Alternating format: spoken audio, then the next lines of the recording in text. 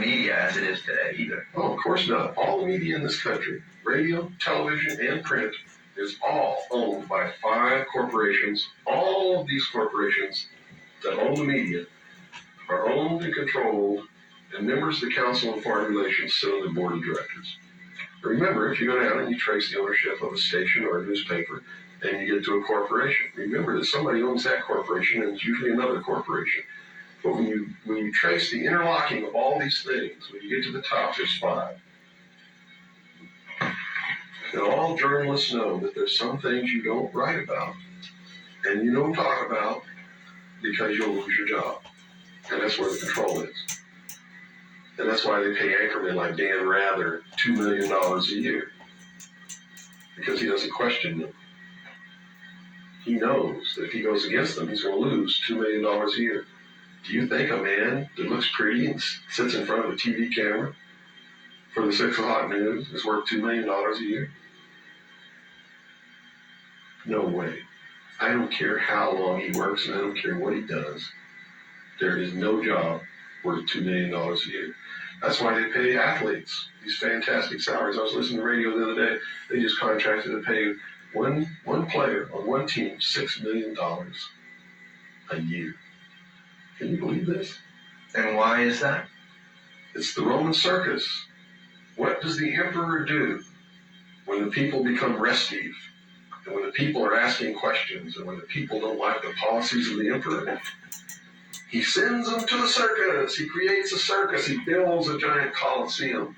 And he begins to throw the Christians to the lions. He has great chariot races and football games and basketball games, all to keep the idiots preoccupied with things that don't mean anything in the scheme of the entire world.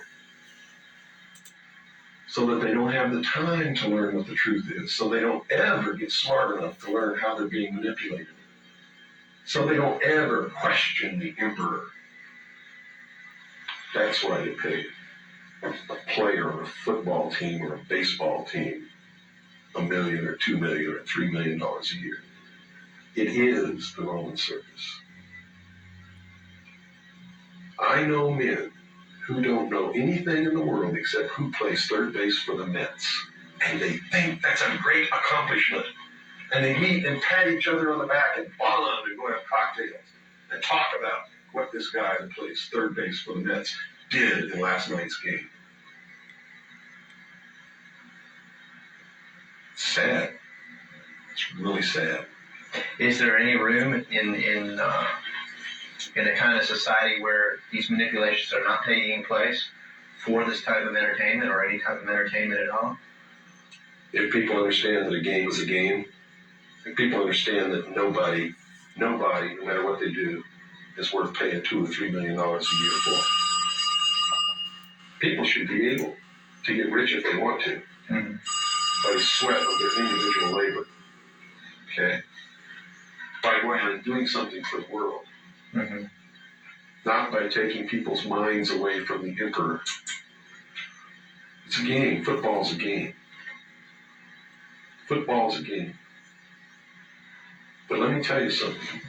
When 150 of the most powerful men and women in the world can meet in secret in Baden-Baden, Germany, and plot the fate of billions,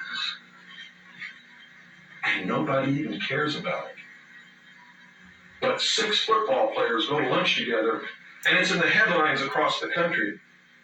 You have a reflection of the society in which that exists. And it is a sick society that is doomed to self-destruction. So based on that scenario, there's some truth into what these men are looking at. Absolutely, and that's what makes me so sick, is that I'm trying to wake up a people who on a daily basis are proving the ones that I'm warning them about to be right.